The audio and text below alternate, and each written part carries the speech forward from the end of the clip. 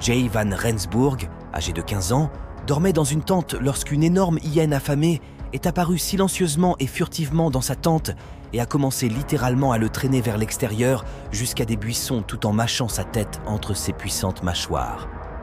Le pauvre garçon dormait et était dans un tel état d'horreur, de terreur et de peur qu'il ne pouvait pas crier et pensait que c'était un cauchemar. Mais c'était réel, et il s'en est rendu compte à ses dépens lorsque l'hyène a commencé à écraser sa tête et son visage avec sa puissante morsure, comme si elle écrasait des chips. Il était mangé vivant et il pouvait entendre le monstre lui briser les os, mais il se sentait toujours paralysé et incapable de crier ou de demander de l'aide car il était submergé par l'obscurité absolue, la douleur atroce et le sombre monstre qui était sur lui. Tout s'est passé rapidement et en silence, comme si l'hyène savait que les parents d'Erko, qui étaient dans l'autre tente à proximité, se réveilleraient en entendant du bruit et viendraient réclamer leur fils, ou plutôt ce que l'hyène considérait comme son précieux dîner. Voici l'histoire horrible d'Erko, l'adolescent qui a été traîné hors de sa tente et mutilé par une hyène. L'endroit où Erko Jans van Rensburg a été attaqué n'est pas un endroit quelconque, mais le parc national Kruger, de 2 millions d'hectares, est mondialement célèbre, le plus grand de toute l'Afrique. Il est vraiment énorme et majestueux, situé dans les provinces de Limpopo et Mpumalanga, dans le nord-est de l'Afrique du Sud. Il a été déclaré zone protégée en 1889 et est devenu le premier parc national d'Afrique du Sud en 1926. Plus d'1 million de personnes par an convergent vers ce parc véritablement majestueux, qui est connecté à d'autres réserves de vie sauvage assez importantes dans d'autres pays et fait partie du parc transfrontalier du Grand Limpopo, qui est un parc de la paix unissant le parc national Kruger avec le parc national Gonarezu au Zimbabwe et avec le parc national Limpopo au Mozambique.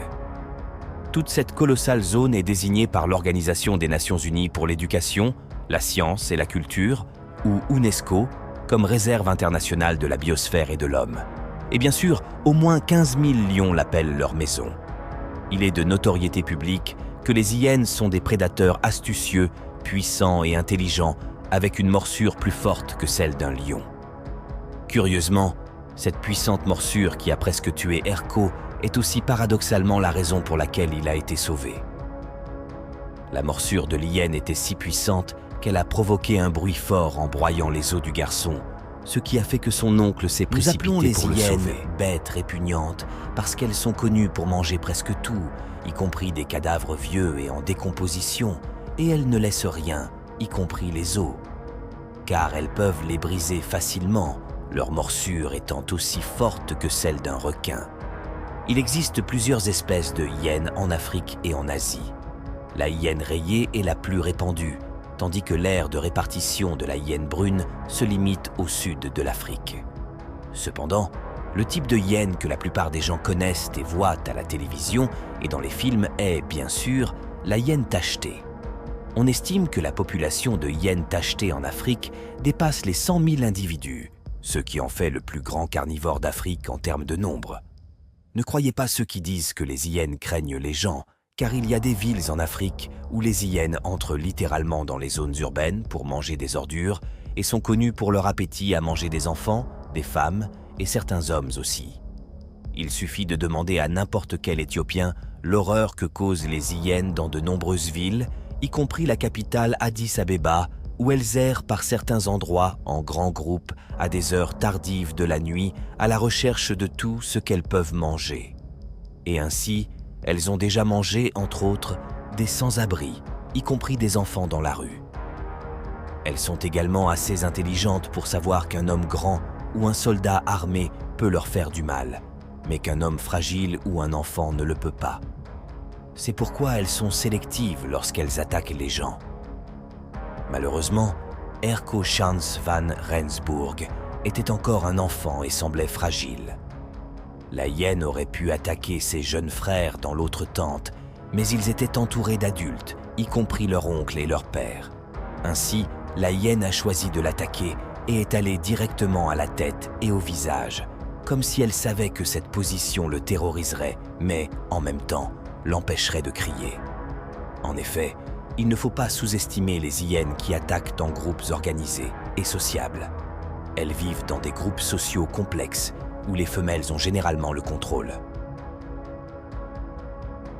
Lorsqu'elles chassent, les hyènes tachetées travaillent en équipe et leur comportement opportuniste les rend très adaptables pour survivre dans des circonstances extrêmes. Cela peut également expliquer pourquoi l'espèce est si largement répandue en Afrique. Elles sont si organisées et astucieuses qu'elles sont probablement les seuls prédateurs sur la face de la planète qui sont chassés par des lions. Bien que les hyènes aient une morsure plus forte que les lions et qu'en moyenne elles soient plus grandes et plus lourdes que les loups, elles ne peuvent toujours pas affronter les lions. Mais on sait qu'elles dérangent les lions, et les lions aussi les dérangent. Il y a eu des CA où des groupes de lions ont attaqué et tué des dizaines de hyènes comme une sorte de vengeance pour quelque chose. Dans d'autres CA, de grands groupes de hyènes ont attaqué des lions solitaires, vieux et faibles, et les ont littéralement tués et mangés. Cette rivalité est si ancienne et si bien documentée qu'elle est couramment trouvée dans la littérature africaine et dans les livres d'explorateurs. La hyène tachetée est active de jour comme de nuit, et bien qu'elle soit souvent classée comme charognarde, elle est aussi une chasseuse très habile. Bien qu'elle préfère le chemin moins fréquenté, elle se nourrit souvent de cadavres. Croyez-le ou non, les hyènes sont capables de digérer presque tout, à l'exception des poils et des sabots. Mais leur grande capacité d'adaptation et leur amour pour la nourriture gratuite et les proies faciles ont un grand inconvénient. Cela a fait que leur nombre est passé de millions au début du 19e siècle à moins de 200 millions dans toute l'Afrique en 2023. Pour commencer, leurs attaques sur des enfants comme Herco étaient trop fréquentes, ce qui les a amenés à être chassés et éliminés dans de nombreuses zones, comme acte de vengeance de la part des habitants locaux et des chasseurs. Contrairement à beaucoup d'autres prédateurs, elles aiment s'approcher de la civilisation. Mais, pour être honnête, dans de nombreux CEAS, c'est la civilisation qui s'approche d'elles et détruit leur habitat. Cependant, l'attaque sur Herco dans le campement normalement sûr des crocodiles du parc national ne s'est produite que parce qu'une partie de la clôture était endommagée et que la hyène a réussi à s'infiltrer à travers elle. De plus, les visiteurs du parc ont la mauvaise habitude de nourrir les animaux sauvages, donc cette hyène pourrait avoir été entrante et sortant du parc pendant des jours et avoir été nourrie par les gens, ce qui l'a rendue habituée aux personnes et l'a amenée à venir chercher de la nourriture toutes les nuits. Ainsi, cette nuit malheureuse de l'attaque, la hyène n'a probablement pas trouvé de déchets à manger, ni personne pour la nourrir. Au lieu de cela, elle a simplement attrapé Herco et a tenté de le tuer et de le dévorer. En fait, les enquêteurs de l'incident d'Herco sont presque sûrs que c'est exactement ce qui s'est passé. Par ailleurs, les campings du parc national Kruger sont assez sûrs et sont équipés de cabanes luxueuses avec toutes les commodités que l'on peut imaginer pour rendre le séjour amusant et sûr, avec des patrouilles de gardes forestiers qui contrôlent régulièrement la zone. En fait, c'est tellement sûr que certains des campings offrent des expériences de camping en plein air où les cabanes n'ont ni mur ni toit et les gens peuvent vivre l'expérience réelle en dormant à la belle étoile, mais dans des lits confortables. Cela semble fou et effrayant, mais il y a beaucoup de gens qui font ce type de camping en pleine nature, près de toutes sortes de prédateurs, y compris des lions, des hyènes, des léopards et même des crocodiles, et ils adorent ça. C'est sûr parce qu'ils sont séparés des bêtes par des clôtures hautes et solides. Bien que les hyènes ne soient pas une espèce en voie de disparition, car elles sont assez adaptables et de bonnes reproductrices, elles pourraient le devenir et même s'éteindre si davantage n'est pas fait pour permettre aux éleveurs de prendre soin de leurs exploitations et de protéger leurs troupeaux. Et vous pourriez trouver cela ironique, mais la façon dont les hyènes travaillent en meute a été comparée à la façon dont les équipes de football attaquent pour marquer des buts. Elles forment même des défenses autour de leurs petits pendant la chasse aux caisses où un lion attaquerait. Curieusement, une équipe de football professionnelle sud-africaine a vu ce fait chez les hyènes et a donc nommé son équipe Hyenas United Football Club. Cette équipe a même lancé des campagnes de parrainage pour aider à améliorer la protection des hyènes en Afrique. Pendant leur match, de grandes bannières étaient placées autour du terrain et il y avait une urne pour collecter des fonds. Les recettes sont entièrement destinées au projet de hyène de la Fondation Léo. Examinons maintenant les détails de l'horrible incident qui a presque tué Erco Jans van Rensburg et l'a laissé avec un seul œil. Le vendredi 25 juin 2016, Erco et ses parents Ern Jans van Rensburg et Cachandra et ses deux sœurs Celia et Kayla Diren, centurions en Afrique du Sud, sont arrivés au camping Crocodile Bridge dans le parc national Kruger. Ce n'était pas leur première fois là-bas et ils prévoyaient de passer le week-end à faire des safaris et d'autres activités en plein air avant de rentrer chez eux le lundi suivant. Auparavant, ils avaient loué 2 tentes, une petite pour Erco, qui aimait dormir seul dans la sienne, et une autre grande pour le reste de la famille et leur oncle Johan, qui résidait dans la région et se joignait souvent à eux pendant les campings. Aux alentours de 11 heures du soir, ils décidèrent d'aller se coucher, et bientôt, tout le monde dormait. Tout était parfaitement bien après une journée impressionnante de plaisir à observer la faune, y compris les prédateurs, dans l'immense parc. Avant d'aller se coucher, le père d'Erco a mis les ordures dans des sacs doubles, les a bien fermés et les a déposés dans des conteneurs spéciaux conçus pour éviter l'odeur qui peut attirer les prédateurs. Certes, le camping est clôturé et les animaux sauvages ne peuvent pas entrer, donc il a toujours été perçu comme sûr et historiquement il l'a toujours été. Tout le monde dormait profondément quand une hyène assez grande et féroce a trouvé un moyen de passer à travers un trou dans la clôture. Elle s'est promenée dans le camping à la recherche de nourriture, mais n'en a pas trouvé. Alors elle a décidé qu'un humain ferait l'affaire. Elle est entrée silencieusement et discrètement dans la tente d'Erco, qui ne l'a pas entendue et ne s'est pas réveillé à sa présence. La seule chose qu'il a ressentie était sa mâchoire énorme se refermant sur son visage et sa tête, l'étouffant et l'empêchant de crier. Il pensait que c'était un horrible cauchemar et a essayé de se réveiller alors qu'il était traîné vers l'extérieur et près des buissons. Mais alors la hyène s'est arrêtée et a utilisé toute sa force pour commencer à écraser son visage avec sa puissante morsure, lui faisant craquer les os du visage. Elle a littéralement réussi à le traîner sur presque 30 mètres depuis sa tente.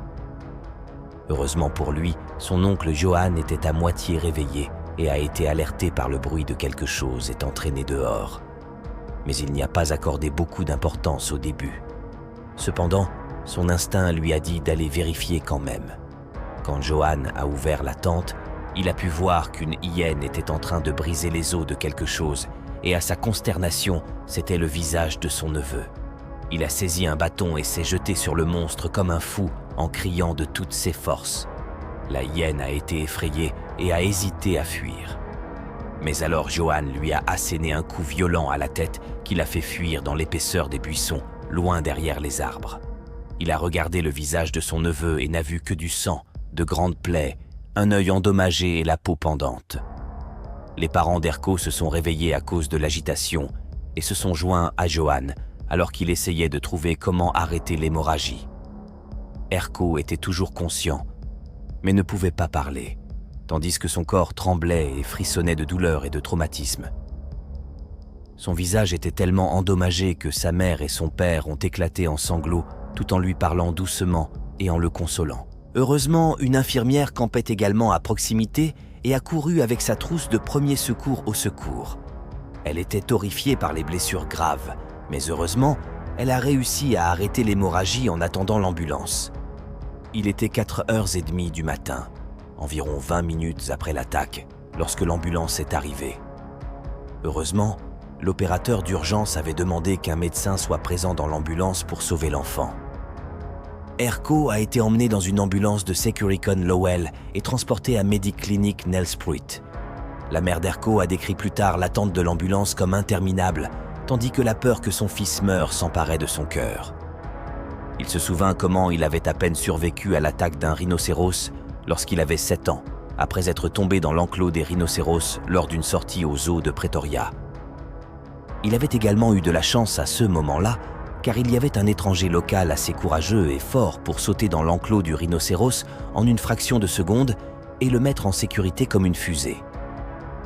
Dès qu'Erco est arrivé à l'hôpital, les médecins ont arrêté l'hémorragie et se sont assurés qu'il survivrait.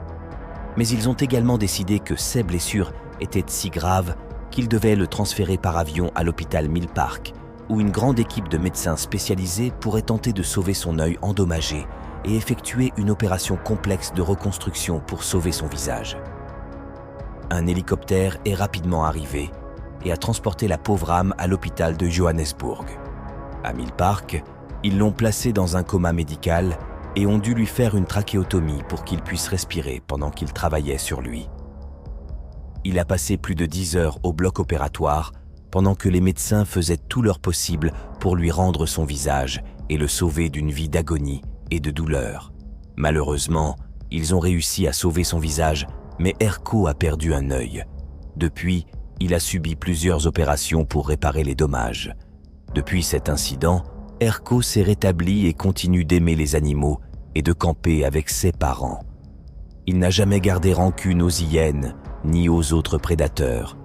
C'était un enfant intelligent et il savait que la nature peut être dangereuse. Après l'incident, le camping est resté fermé pendant quelques jours jusqu'à ce que les gardes puissent localiser le problème.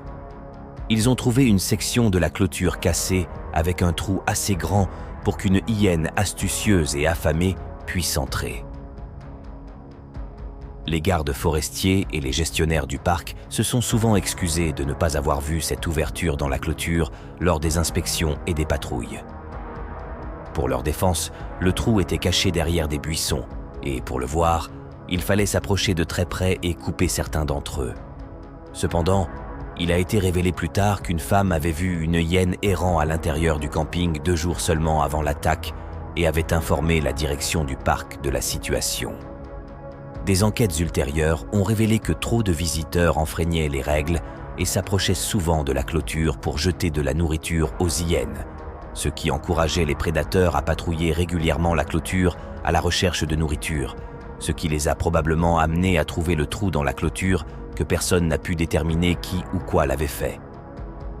Il faut tenir compte du fait que le parc est immense et que les campings le sont également, avec jusqu'à 10 000 campeurs qui visitent et campent là chaque week-end. Les gardes ont tenté de localiser l'hyène responsable de l'attaque, mais n'ont pas réussi car il est littéralement impossible de déterminer laquelle des centaines d'hyènes vivant près du camping est responsable du désastre. Erko a continué sa vie et a continué à pratiquer les arts martiaux, remportant même une médaille d'or. Il s'est distingué à l'école et mène aujourd'hui une bonne vie près de sa famille. Aujourd'hui, le camping Crocodile Bridge est considéré comme l'un des plus sûrs de toute l'Afrique, car les règles sont respectées sans exception et les clôtures sont surveillées par des caméras, des patrouilles et même des capteurs. Alors, ne laissez pas cet incident vous décourager de vous rendre dans la belle et majestueuse Afrique pour ce que vous considérerez comme le meilleur moment de votre vie, car c'est ainsi que l'Afrique est grandiose et étonnante. Avez-vous prévu de visiter l'Afrique du Sud prochainement? Quel type d'animaux aimeriez-vous voir pendant votre safari? Dites-le nous dans la section des commentaires. Merci de nous avoir regardés et, s'il vous plaît, aimez, partagez, abonnez-vous et cliquez sur l'icône de la cloche.